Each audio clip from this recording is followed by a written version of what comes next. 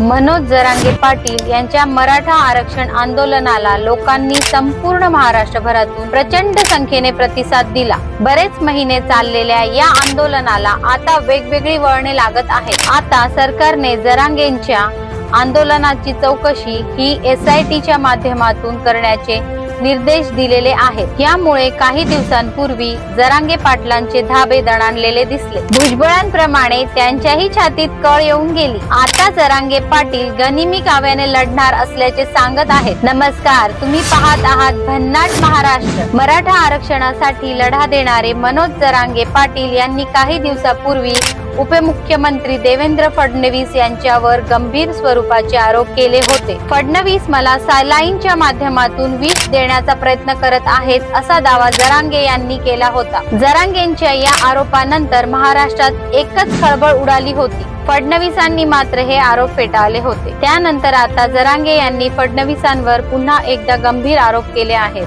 कार्यकर्त्यांच्या माध्यमातून फडणवीस मला मारू पाहतायत असं जरांगे म्हणाले। देवेंद्र फडणवीस यांनी माझ्या विरोधात आणखी एक डाव रचला आहे। फडणवीस हे त्यांच्या कार्यकर्त्यांकडून माझ्यावर हल्ला घडविण्याच्या तयारीत आहेत। त्यांचा कोणता कार्यकर्ता माझ्यावर हल्ला करायला येतो तेच बघतो मी, म्हणूनच मी बाहेर पडलो आहे असं जरांगे म्हणाले। फडणवीस चुकीच्या माणसाच्या मागे लागलेले आहेत। मराठा समाजाला दिलेल्या 10% आरक्षण स्वीकारावे म्हणून मला त्रास दिला जातोय असा दावा यावेळी जरांगे यांनी केला।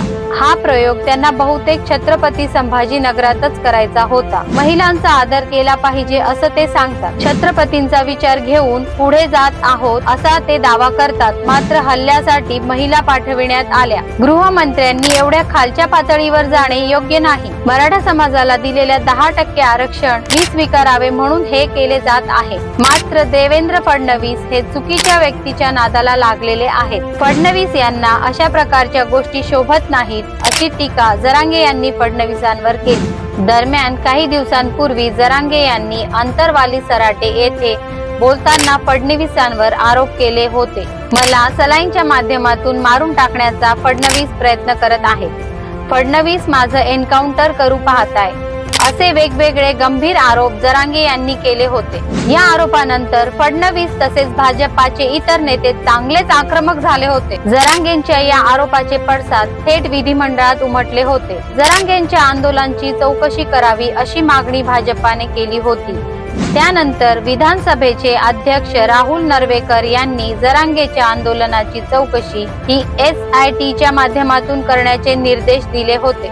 मराठा आरक्षणाची ही लढाई आता कोणते स्वरूप घेते हे आताच सांगणे कठीण आहे, पण गेल्या अनेक वर्षापासून मराठ्यांचा हा लढा सुरूच आहे। जुने नेते तेवढेच बदलतात, नव्या दम्याचे नेते येतात आणि पुन्हा लढतात। मराठ्यांच्या संघर्षाच्या आणि मराठा आरक्षणाच्या काही वर्षापूर्वींच्या पार्श्वभूमी पाहूया। सरकारी नोकऱ्या आणि शैक्षणिक संस्थांमध्ये मराठा समाजाला आरक्षण असावे यासाठी 1997 मध्ये मराठा आंदोलन करण्यात आले होते। ही चळवळ सुरुवातीला स्थानिक पातळीवर सुरू होती। 2008 ते 2009 मध्ये शरद पवार, विलासराव देशमुख अशा नेत्यांनी या आंदोलनाला पाठिंबा दर्शविला।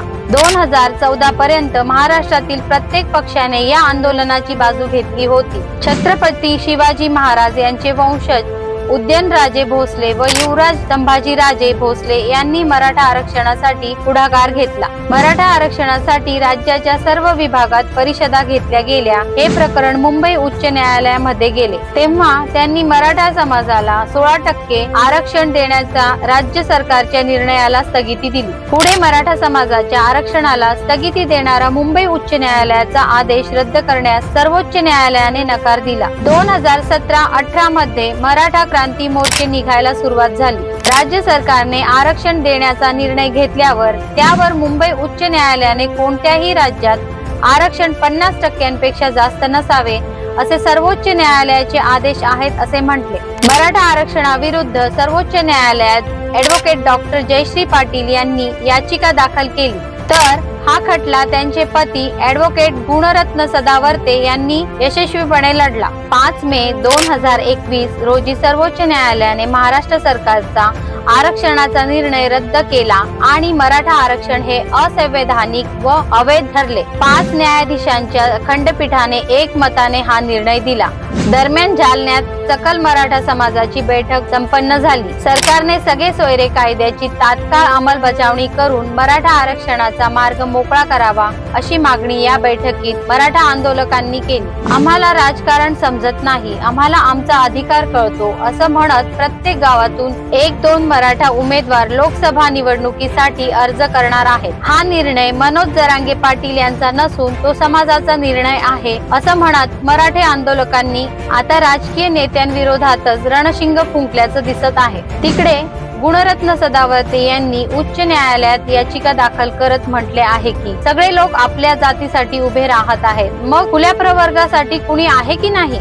आज महाराष्ट्रातील आरक्षण 73% गेले, केवळ 38% जागा खुल्या प्रवर्गासाठी राहिल्या।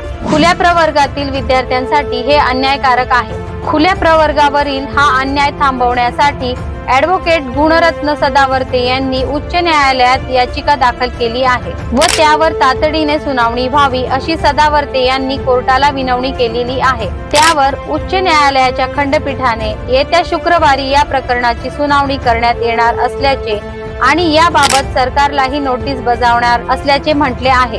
मराठा आरक्षणावर उच्च न्यायालय काय निर्णय देणार?